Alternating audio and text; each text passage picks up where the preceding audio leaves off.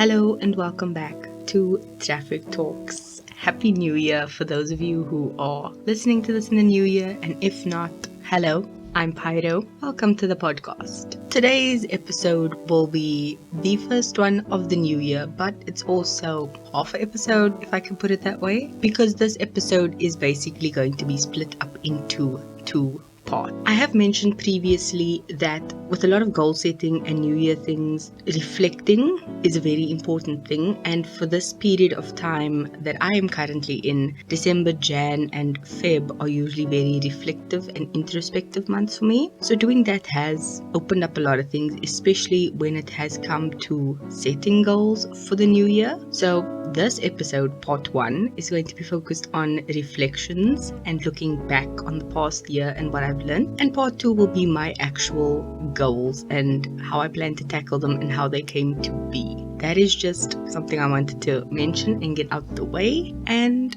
here we go. These are going to be much shorter than usual, which I think is kind of nice. There's that to look forward to. They aren't going to be as long because I know I do tend to ramble. And also, I wanted to emphasize the clear distinction between looking back and then sitting down and going forward. And the analogy I wanted to use is when you are traveling and you're using a GPS, at certain points you will have to either manually, or there will be an automatic function where the GPS will kind of reroute itself and it will realign, shift and kind of refocus on getting you to your destination. So that's the analogy I'm sticking with for these 2 episodes. So just keep that like in the back of your mind as we go forward. The first part is definitely the refocusing and rerouting part. Definitely looking back on any familiar paths you may have tread already and things you may know or realize. And then part 2 will be taking that map and kind of figuring out, do I still want to go this way? Is there any stumbling blocks I can see ahead that I can avoid? And just planning better for it. So that's where we are at in this episode. So part 1, here we go. For me, years work in a different way. I've explained this previously, but December, Jan and Feb are introspective months. The next 3 are my kickstart of the year. The following 3 is continuing the set routine I've kind of figured out the previous 3 months. And the next 3 are my getting it done months. So that's finishing my year strong, getting everything done, and basically cutting off at the end of November. I'll have 3 months of fun and 9 months of like work.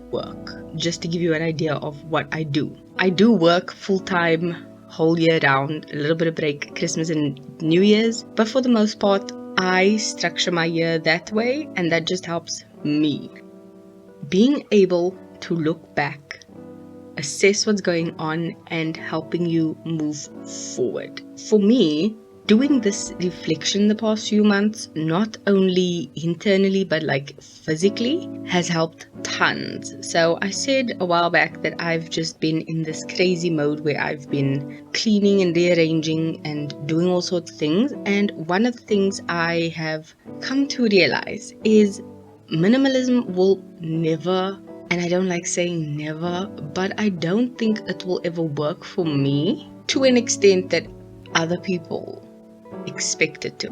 So a lot of people think that minimalism is about getting rid of everything and living with like a few things, and it's not. Minimalism looks different for every single person, and there are certain aspects of my life which I can minimize. I just don't want to. One thing I have been slowly working on minimizing has been my wardrobe, and it's a slow process, but it's definitely been worthwhile. I've started not buying certain colors of clothing. I've started working more with what I have. I've been more aware when buying things.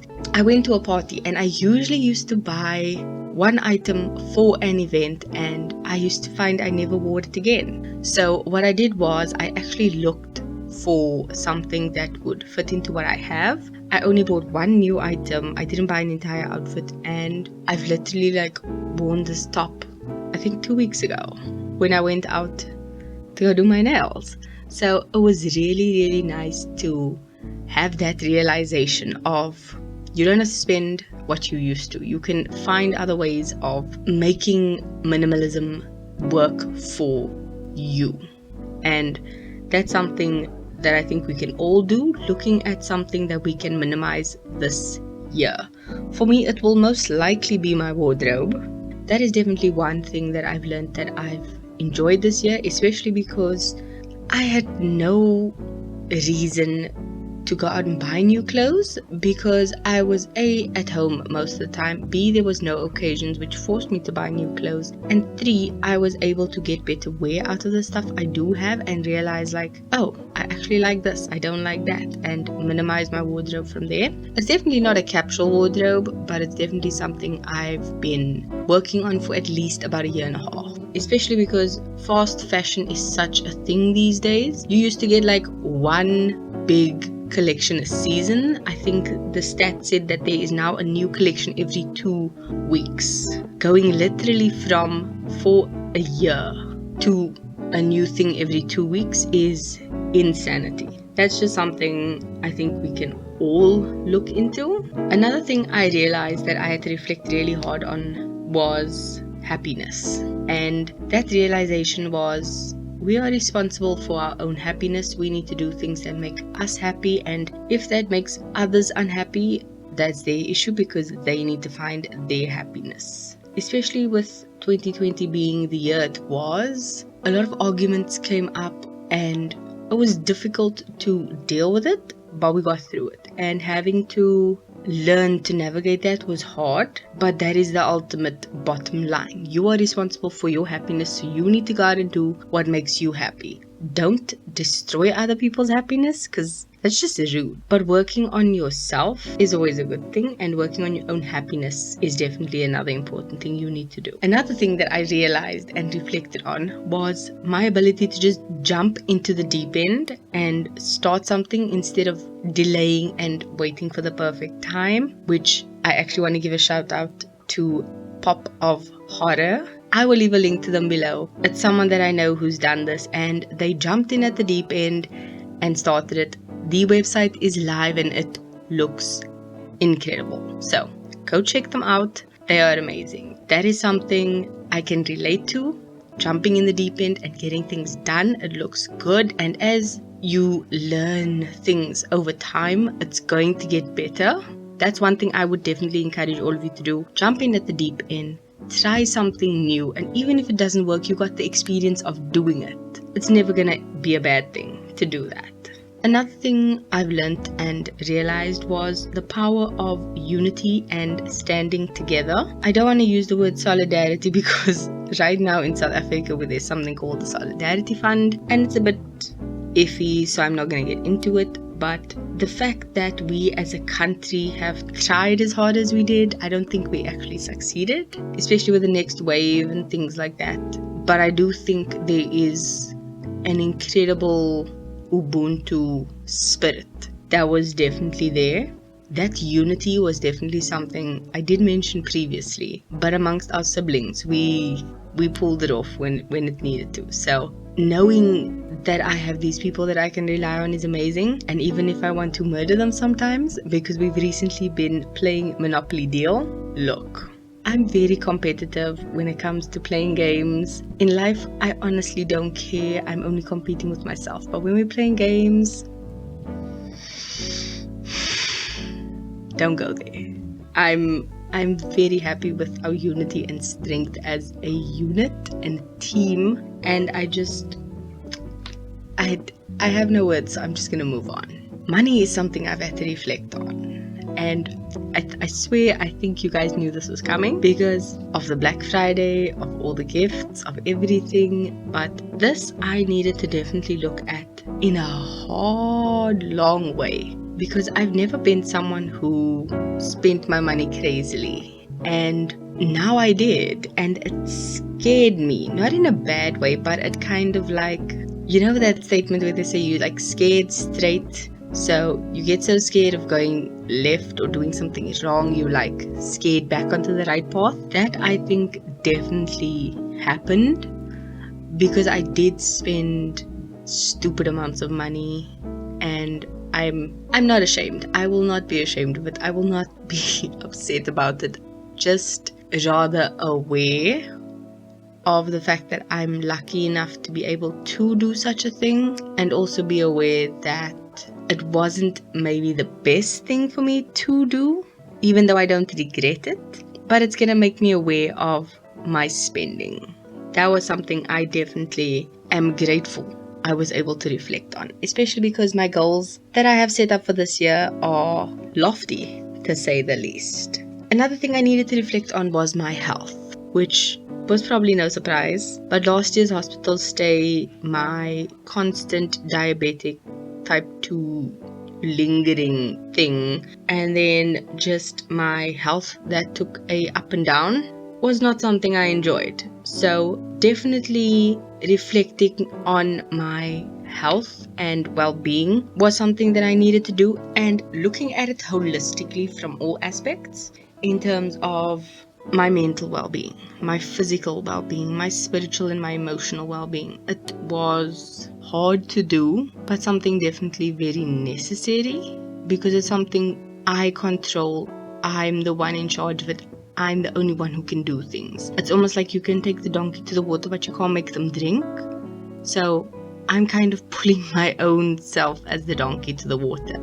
And I think I definitely need to change that mindset, where I need to realize I'm doing it for myself, for my betterment, and not to fight myself so much, which is why I've started a challenge, but I'll tell you about that in the next episode. And starting with small things like making sure I'm doing my journaling every day instead of sporadically like I was previously, making sure I'm meditating or doing some form of quiet time, even if it's just laying and breathing, doing things to make sure I'm taking care of my mind, my body, my soul. All the things has been critical in this holiday season that I've just had, especially because going back to work soon, things tend to overwhelm me.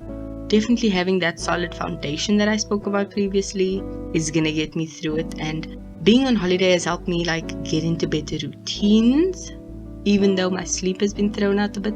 Even if I'm doing the night routine from 11 till 12, it's still getting done. So I've slowly been weaning myself to a better sleep schedule, but it's still there. The routine is there. I'm sticking to it, and soon it'll form a habit. So definitely excited for that to kick in. Reflecting on this podcast, which is my last thing, is the fact that it's come this far.